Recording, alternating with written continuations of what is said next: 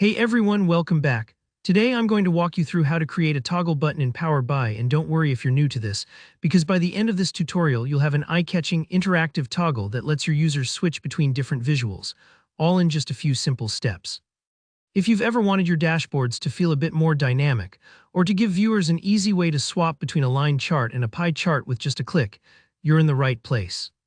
First things first, let's start by opening up Power BI. If you don't have it open already, now's a good time to launch it up. This is where all the magic is going to happen. Having Power BI ready will help you follow along as we build out each piece.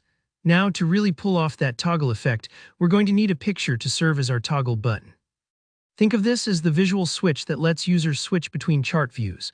You can absolutely get creative here, maybe search online for toggle button PNG or on-off button icon. Choose an image that feels intuitive and clean, since it's going to be your main interactive element.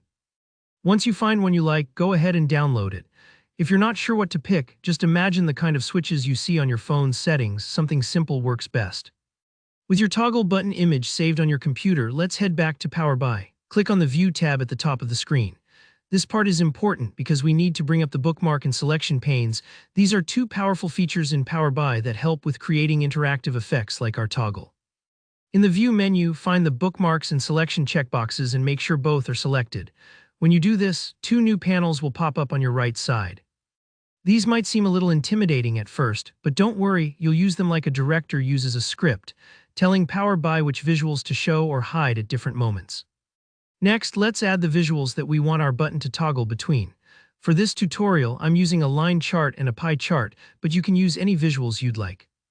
Start by inserting your line chart, loading in the data you want to display. Then repeat the process to add your pie chart. Place them in the same general area, one overlapping the other, because only one will be visible at a time. This is what's going to give the illusion of switching views. Now here's the trick. Over in the selection pane, you'll see a list of all your visuals. When your button is in the on position, let's say for the line chart, you'll want to hide the pie chart. Click the little eye icon next to the pie chart's name to turn it off. This step is crucial. It tells Power BI what to show and what to hide based on the button state. Once you've set the visuals the way you want, open up the Bookmarks pane and create a new bookmark. Name it something memorable like Line Chart On. This bookmark takes a snapshot of what's visible right now.